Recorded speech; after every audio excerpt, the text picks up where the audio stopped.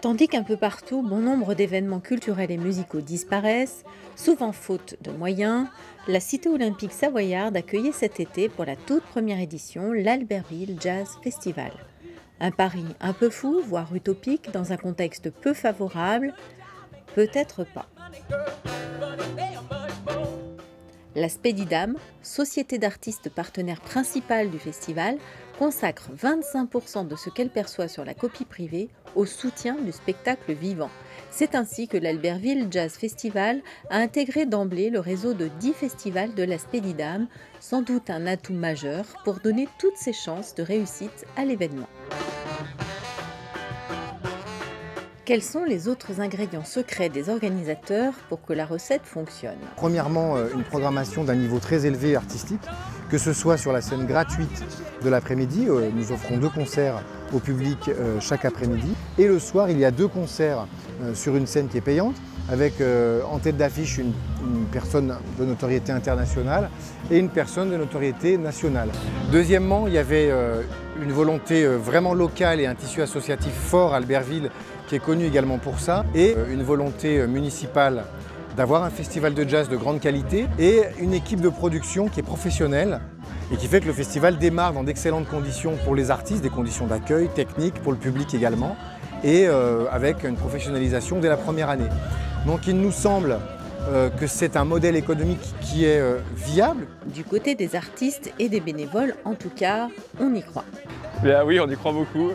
Écoutez, il y a 2 semaines, on était sur le Vercors pour faire le Vercors Music Festival. Aujourd'hui, on est sur Albertville pour faire le Jazz Festival et pour nous, c'est génial, on apprend beaucoup de choses et c'est une magnifique expérience humaine. Le public est intéressé par l'amour de la musique, de la culture, tout comme nous, c'est pour ça qu'on est volontaire ici et qu'on y croit à fond. On est vraiment très heureux d'être ici dans ce premier festival d'Albertville qui en plus est un festival un peu perdu dans la montagne et on est tous les 2 savoyards donc on connaît bien ces montagnes et on les aime donc on aime bien défendre cette musique-là à des endroits comme ça. Et justement, moi, ça me tient vraiment à cœur de jouer pour ce festival-là, pour pouvoir présenter notre travail à des gens qui n'ont pas forcément l'occasion de sortir de chez eux, comme à Paris, et de voir 15 concerts. Voilà. Je pense que c'est important que ce genre de festival naisse et vive, surtout dans un contexte où justement les festivals n'ont pas le vent et ferment. Ouais. Donc non, c'est vachement bien, c'est hyper important.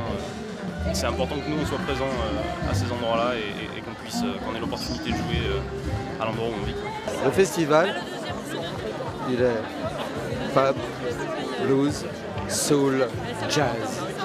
Merci. L'ingrédient secret ultime se cache sans doute sous les traits d'une marraine extraordinaire, la grande Didi Bridgewater. Je lui ai naturellement proposé d'être notre marraine et elle a spontanément accepté. Donc voilà, elle nous fait un plaisir énorme ici parce que tout le monde aime Didi Bridgewater en France. Enfin, c'est vraiment une femme extraordinaire. Et pour le festival, voilà, ça nous amène vraiment un rayonnement. Et puis, tout le monde connaît les valeurs de Didi et tout le monde comprend tout de suite les valeurs qui sont les nôtres, les valeurs qui sont les siennes. Donc c'est très important pour nous, évidemment. Le festival de jazz d'Albertville va-t-il sortir son épingle du jeu pour s'inscrire dans la durée? L'avenir le dira. En tout cas, le public était bel et bien présent cette année devant le parvis de l'Hôtel de Ville, sous l'œil attentif de la cité médiévale de Conflans.